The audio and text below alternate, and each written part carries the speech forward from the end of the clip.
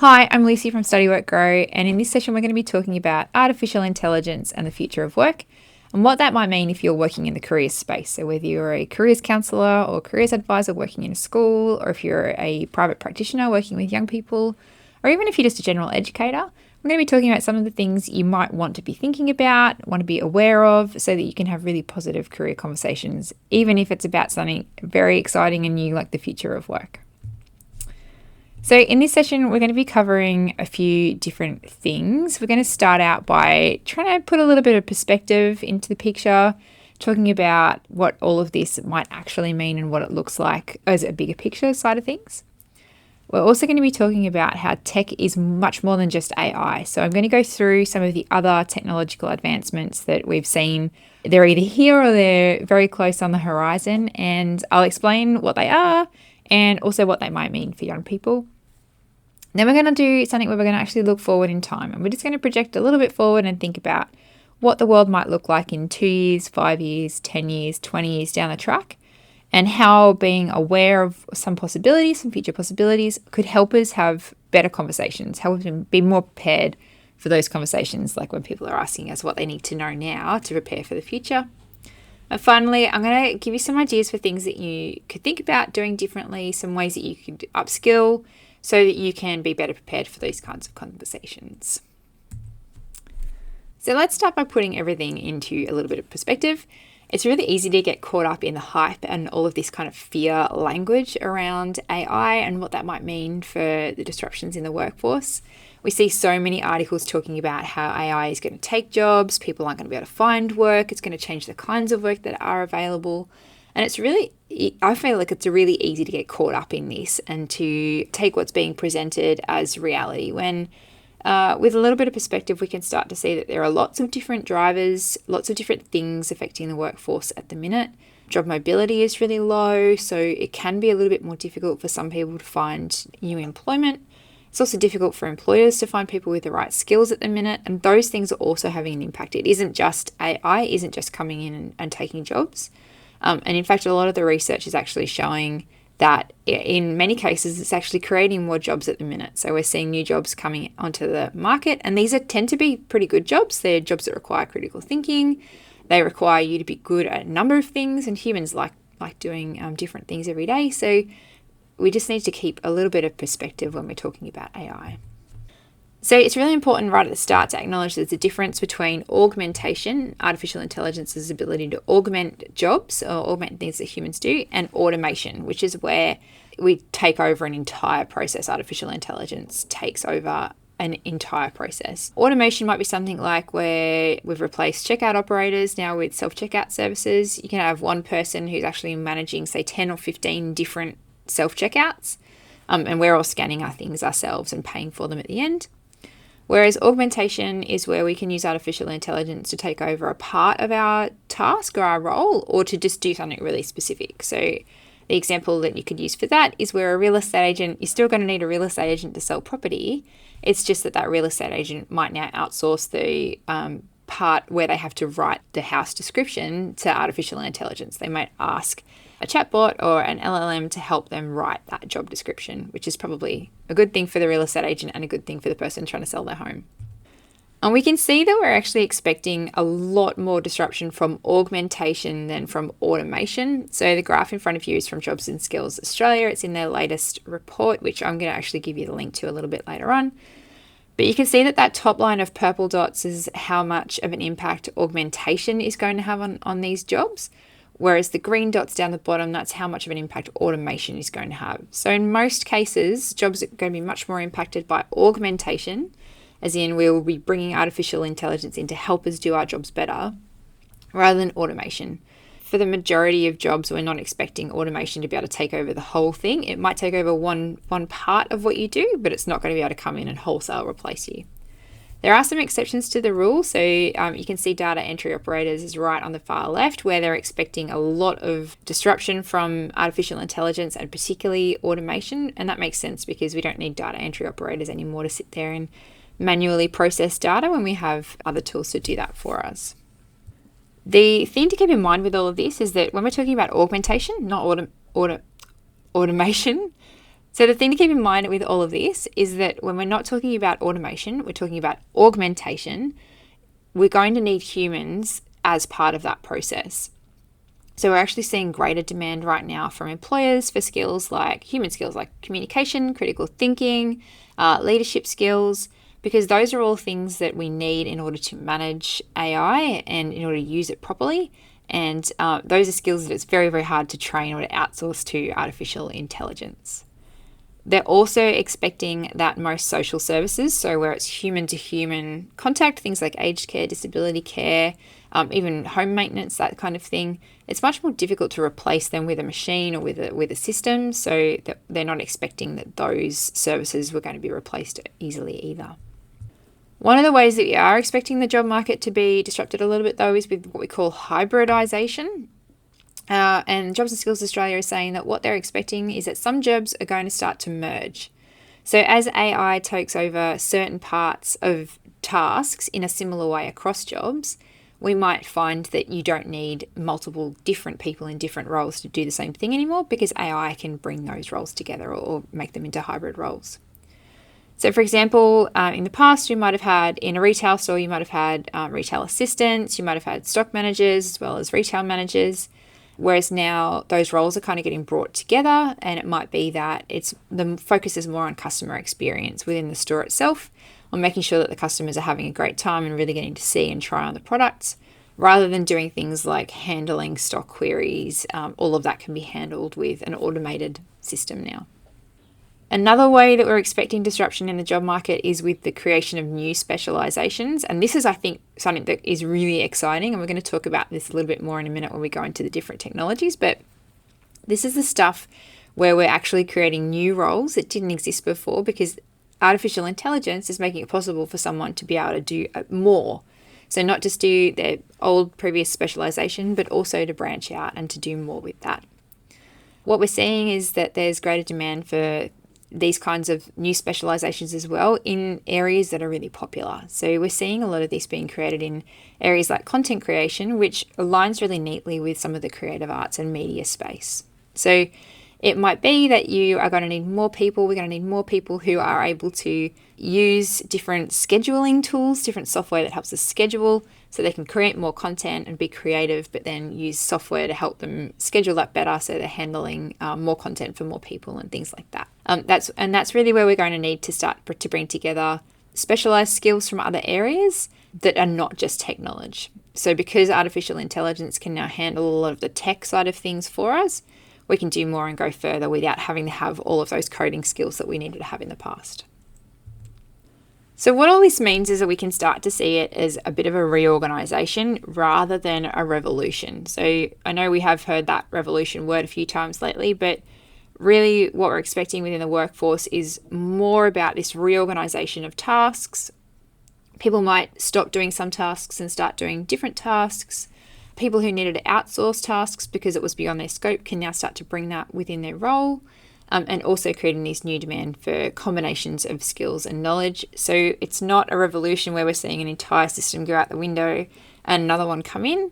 It's more of a reorganization of existing systems and existing tasks. And I've got a couple of examples here because I'm one of those people who I always find it easier if I've got real examples in front of me. Prompt engineers are people who may have previously worked as copywriters. They might have worked in user experience or user design. So they've got this domain knowledge of their area that they're working in, and the ability to write and the ability to understand a user. And they're bringing that all together to be able to design prompts, create prompts that can help people do other things. Same with clinical systems where we're talking about informatics and data. People who have this deep healthcare experience, people who've been working as nurses and within patient care, can now start to use digital data and real-time, much larger data sets to be able to make different decisions about clinical care. So it's no longer just the healthcare, but it's also being able to unpack and understand data at that level as well. So you need to bring both those things together. So all this is great, but let's talk about some of the different technological advancements that are coming out. So that these are the ones that you really need to know about working in careers, because these are the ones that young people are going to be going into and also that they're going to be asking questions about. These are all technologies that either exist right now in some form or are very, very on the cusp of being technology that is used in common products and services. So, but we don't know, we can't really predict the future. We can only guess at what might happen in the future. So while I'm going to explain what these mean right now, we've got to also be aware to keep up with how these are changing and what these might look like in the future as well. So the first one to cover is artificial intelligence and machine learning. And as a really brief overview, I thought I'd just describe what these terms actually mean because they tend to get conflated quite a bit. When we talk about something that's got artificial intelligence, it's just this idea that a machine or a system is going to mimic human intelligence in some way. It's quite an old concept. It's not really new. Even things like a calculator could be called a form of artificial intelligence because they're able to take information and data and then process it and provide you with an answer. So that's what artificial intelligence by itself means. When we talk about machine learning, that's a little bit different. That's where you've got this complex algorithm that is able to take data and then iterate, adapt, learn based off the data that it's being continually presented with. So the system itself isn't static, it's not fixed. It's actually able to learn and adapt as more data comes into it. Generative AI or Gen AI, which is what you might have heard about quite a bit, is a specific type of artificial intelligence that actually creates new content. And that's why we've got things like Midjourney and all these image generators. We've also got ChatGPT and Claude and all of these tools that can be used to actually generate new writing. They're still using algorithms and artificial intelligence, but it's just a specific type that's able to create something new. And just to go back to that, putting this all into perspective, while artificial intelligence looks like this today, and in this current cycle of artificial intelligence, we're really focused on that Gen AI piece, it is actually quite an old concept. Artificial intelligence has been around for a very long time, but it particularly started to be a focus in the 1950s. We spent a lot of money trying to develop it, trying to create all these amazing new systems that were going to basically replace humans. This is an article from 1954, where we were talking about how AI was going to help us predict the weather. But then, as tends to happen with tech booms, there was a bit of a bust. And we can see how we've gone through these cycles over time where somebody has picked it up. There's been a lot of hype, a lot of investment. It didn't maybe meet expectations. And then we go through another cycle where artificial intelligence gets put on the back burner, or we call that AI winter for a little while. The difference with this time is that in the past, whenever we've had one of these hype cycles around artificial intelligence, it's generally been something that's only been used by a really small segment of the population, or it's only affected a really small segment of the population. Whereas this time, we've finally got tools that we, the everyday person, can actually use, things like ChatGPT. So we're actually interfacing with it for ourselves, and we're starting to see it as a bigger thing than maybe we did in the past. But that doesn't necessarily mean that we're going to have any different outcome at the end of this cycle than we have in the past. Chances are that AI, like all other technologies, will either just become mainstream technology or it will fade away again for a little while until somebody else finds another way to use it in a new, innovative way. So getting on to the other technology that we need to be knowing about now. So we're going to be talking about robotics and automation. This is where we have physical machines, so an actual physical machine that can perform a task autonomously, so it can perform it by itself. You're going to find these in things like smart factories. I'm sure we've all seen the videos of the Tesla factory. We see it in logistics with the ability to move containers, unpack, repack, all those kinds of things. We're seeing it turn up in agriculture. So agricultural robotic systems are pretty impressive, and they could do some amazing things now with reducing needs for pesticides, easier control, easier harvesting, all those kinds of things. Seeing it in household robots. If you've got a robot vacuum cleaner, you know what I'm talking about. And what we're going to need to see with this kind of drive towards robotics is that we won't need as many people to do that manual labor themselves, but we will need people to develop the machines and to maintain them. So to make sure they can continue working and to supervise them while they're working. So that's kind of the shift in labor that we might be expecting to see there. The Internet of Things, if you've ever heard of that, it's where we're talking about things that are normal things, but they're connected to the internet. So if you've got a smart fridge, They can tell you when you're about to run out of milk. That's something that's in the Internet of Things. If you've got a smart TV, if you've got a wearable, something that's able to connect your health data to your phone, all of these things fit within the Internet of Things. They tend to be focused on sensors. So they tend to use a lot of sensors to be able to sense and collect data and then share that with another system to make whatever needs to happen. There is a huge demand at the minute for people to design, operate, install, maintain sensors in a whole range of different areas, and also for analysts to be able to understand, interpret, translate, and then use that data. And I'm seeing that in areas like food tech. So we're seeing sensors get put into fridges in supermarkets so they can check what temperature it is inside that fridge and make sure that the food is always safe. And it also can alert people to if there's been some sort of power outage in the night or some sort of change in the temperature inside the fridge, so we know not to sell that food. So all of these little sensors are all around us that we don't even really realize, but it's a huge industry growing really quickly. Digital twins and simulations are another field that I think is really exciting. I know we talked in that news article, we could talk about the weather and how we were trying to develop some artificial intelligence systems that would help us predict what the weather was going to look like. Well, that can really help us understand digital twins. Basically, when we create a digital twin, it's a virtual replica of a real life physical object or system that we've already got. And what we can do is we can continually feed that digital twin real-time data so it's constantly up to date.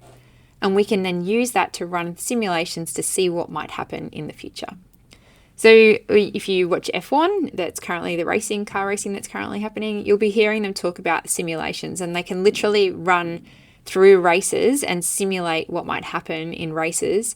So then they can do that a million times and get the best outcomes and know things like how often to refuel the car or when to change the tires and all those kinds of things. And it's used really extensively, even though most of us might not really know what a digital twin means. It's used in things like monitoring the weather, predicting what's going to be popular in the shops next sales season.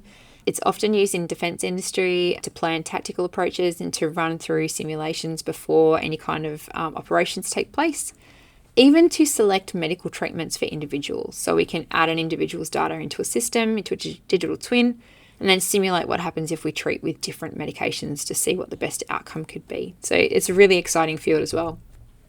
Extended reality. Now, we've heard a lot about virtual reality, about augmented reality or mixed reality.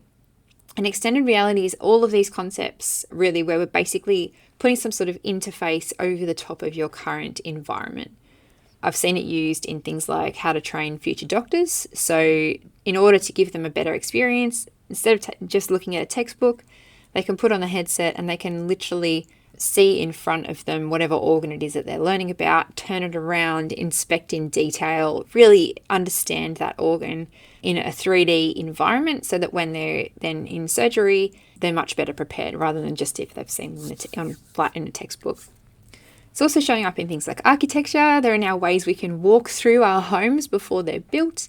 We see it a lot in entertainment, and we're also seeing it in career education. So there are some great virtual reality companies that are allowing young people to try on different jobs and see what that's like in 3D before they go through and sign up or do anything else.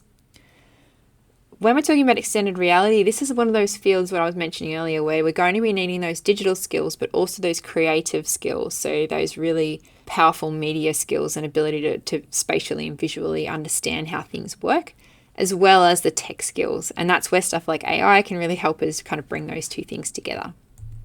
We've heard a lot about advanced manufacturing. It's one of the government's priority areas at the minute. But when we talk about advanced manufacturing, it's pretty similar to normal manufacturing, except for we're expecting to use higher tech methods that are more sustainable, better for the environment, better for the products, going to be more productive, so able to do more with less.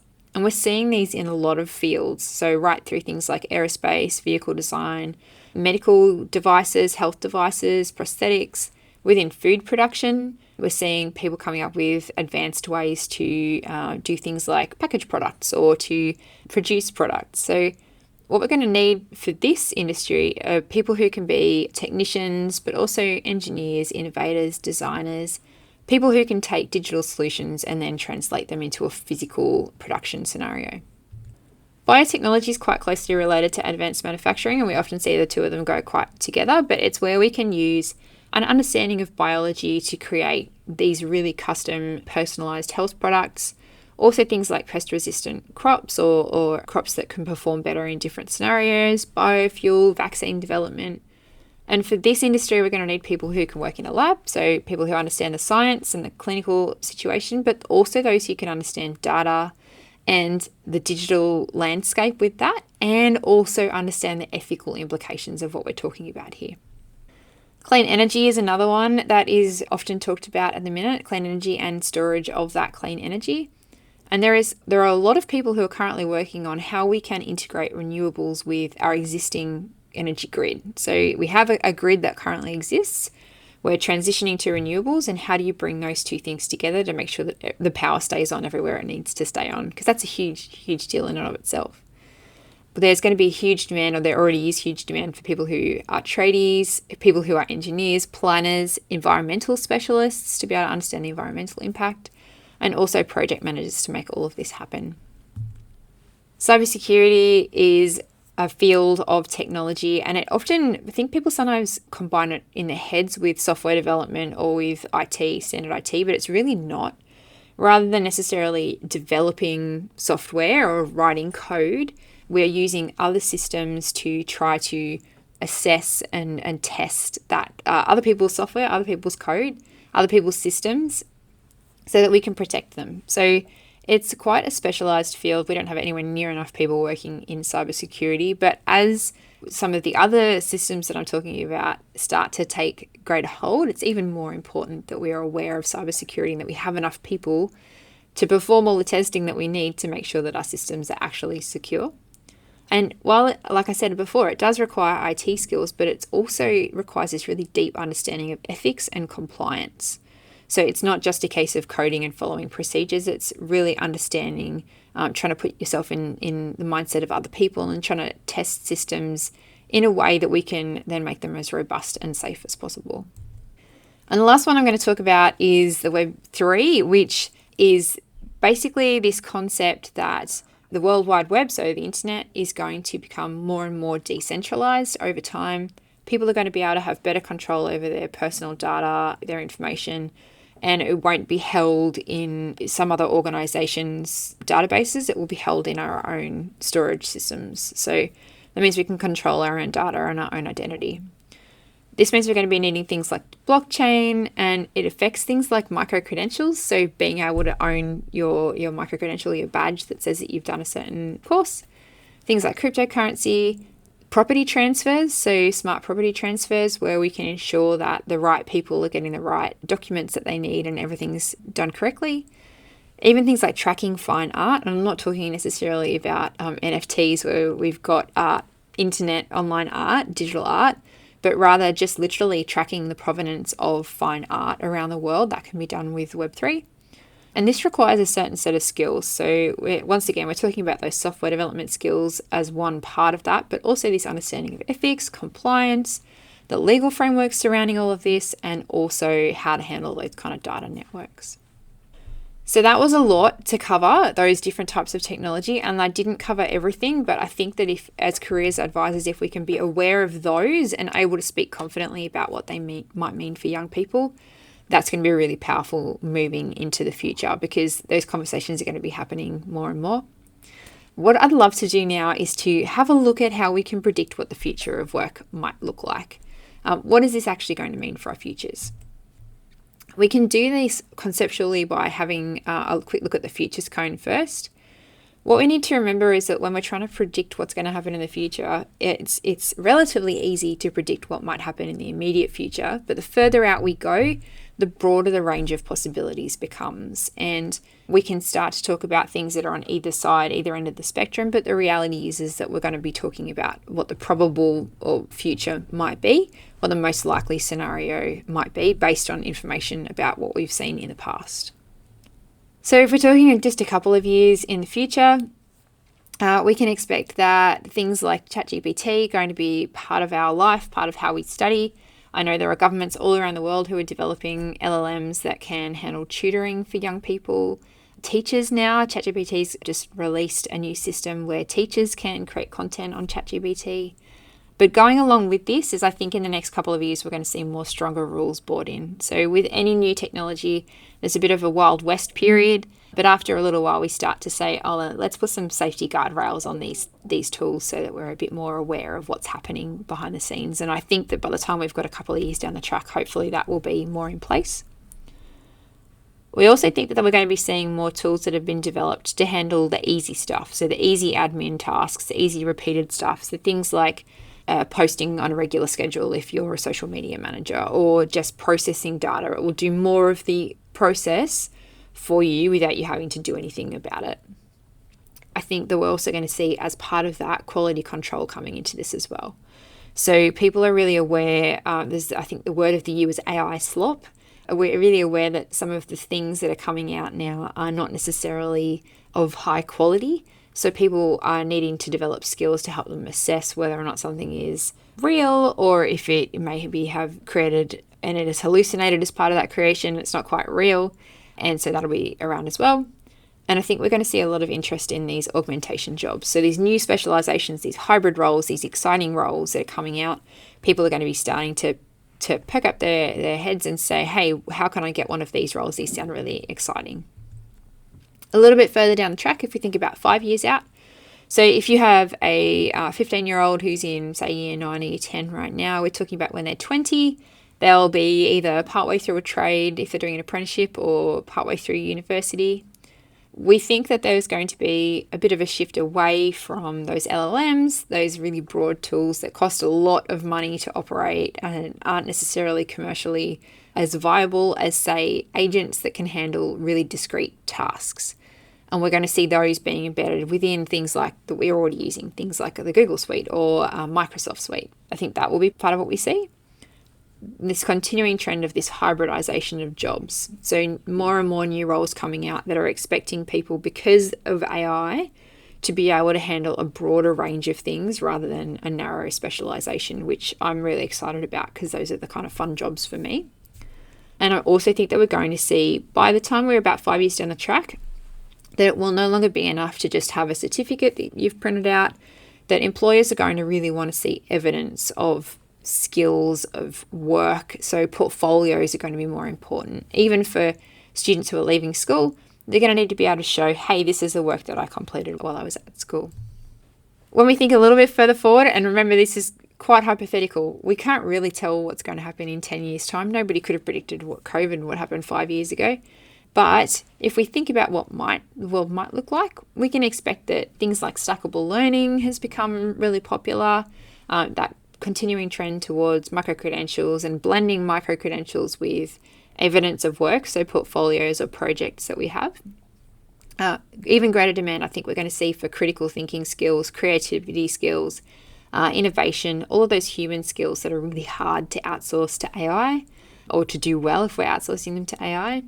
And then again, coming back to this idea that we're going to have these connected systems across society, across the economy. So more systems able to take over more of the process. So it might be that right now I might have a smart fridge that can send me a message when I'm running low on milk. But in 10 years' time, it's perfectly normal for my fridge to literally order me my next milk from the shops, have it delivered, and it just arrives at my doorstep and I haven't had to do anything. It's extracted the money from my bank account as well. So that could be what we're looking at in about 10 years' time. And I think we're going to start to see a broader range of pathways, not just for apprenticeships and traineeships, which are there's some really innovative work going on there, but also seeing, because we're going to need more evidence of actual experience, more people who are going on an ATAR pathway or towards higher education, starting to do school-based internships, and certainly a push within the higher education sector for actual internships that can evidence workplace learning and workplace experience, not just classroom learning. And then thinking far in the future, so this will be 2045. I don't want to think about how old I will be then. Our young people that we're working with will probably have been in the workforce for 15 years by that point. And there are some wild things that we could talk about, but some of the trends that we are seeing are this shift away from regular linear employment with one employer and towards people working contract-based, gig-based, with repeatable contracts. And then in order to get those contracts and to continue to get them, we're going to need not just qualifications, but also evidence of work so people can see what you've done. More treating employees or more treating people as a product, a personal brand, a product within yourself, that you're going to be continually marketing to people who will pay you for your employment. Human skills will still be highly sought after. I don't think there's any world in which we're going to see human skills no longer being of interest to employers or to people who are paying you for your skills. And also, by the time we're 20 years in the future, I think it's really important to note that those key transition points that we talk about at the minute, so leaving school, maybe leaving university, changing jobs, those will have pretty much become a state of constant transition where we constantly have to be thinking about what we're going to be doing in the next 6 months, 12 months, 2 years, and how we can make sure that we're prepared for that as well. But like I said, this is all really hypothetical. I don't know. I don't have a crystal ball. I wish I did, but I don't. So just take it all with a pinch of salt. Just be aware that this might happen. So if we're talking about the future of work and we're saying that it's scary and we can't really predict it, then at least we can talk about some things that we can do right now to stay informed and educated and to help us be as prepared as we possibly can be to support our young people. I think there are 3 key things that we can really do. The first is to stay calm, but while we're also doing that, staying informed, educating ourselves, and also thinking locally. So what I mean by staying calm is avoiding this hype, employing our critical thinking skills and saying, is this actually a reality or is this just media spin, media bias that's coming to us? And to try where we can to stay positive with young people when they come to us with concerns. I'm not for 1 second saying that all of these changes aren't going to disrupt the workforce. They are definitely going to disrupt the workforce, but it's important that young people try to, if they can, maintain a positive attitude and look for ways that they can use their skills and their strengths in the workforce rather than starting to tell themselves, there's going to be no jobs, there's no point me bothering. That's not what we want either. I think we can also stay calm by focusing on things like the fact that we're going to be replacing tasks, not necessarily entire jobs. Sure, there will be some jobs that become obsolete, but these will be definitely in the minority. The reality is that most of the time we're going to be replacing 1 or 2 tasks within your current employment, and they're probably going to be replaced with something that's hopefully less repeatable, less like data entry, more fun jobs.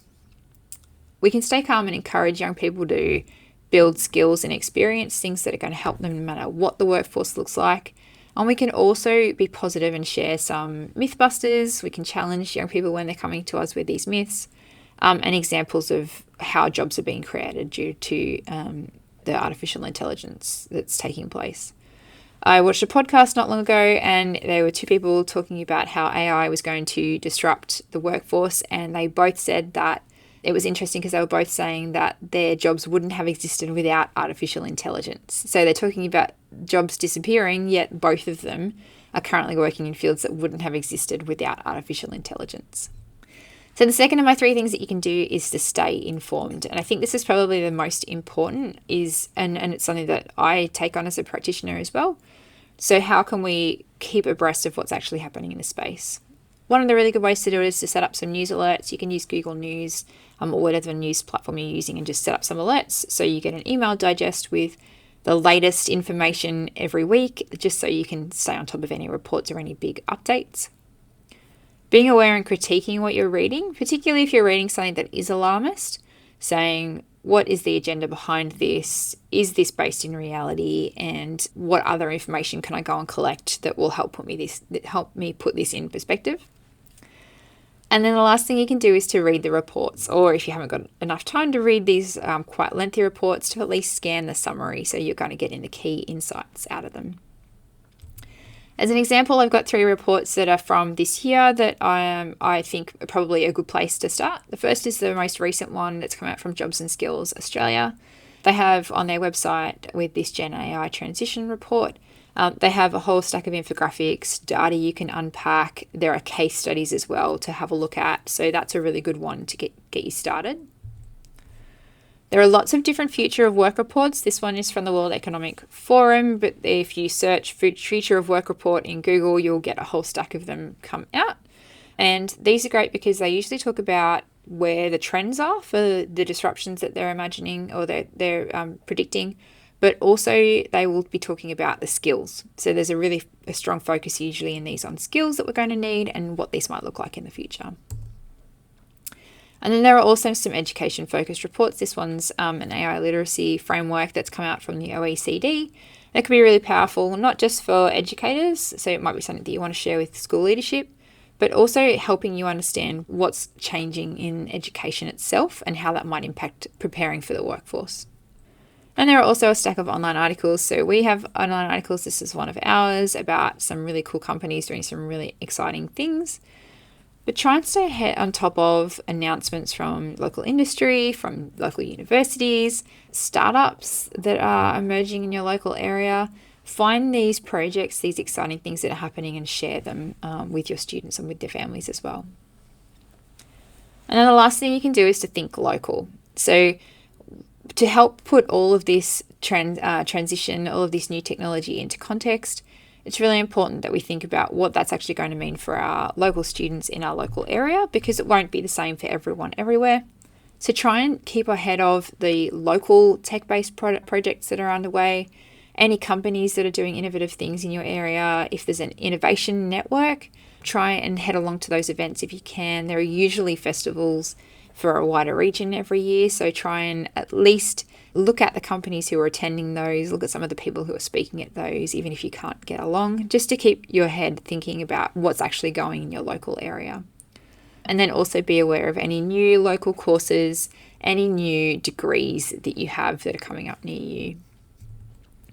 And then you'll be ready for the future. So if you want to find out more about what's happening and what we think is going to be coming in the future, you can also sign up to Study Work Grow, and we will send you lots of different information about what we see in new jobs as they emerge and those kinds of things as well, plus a whole stack of freebies, because that's what we like to do, is send out freebies.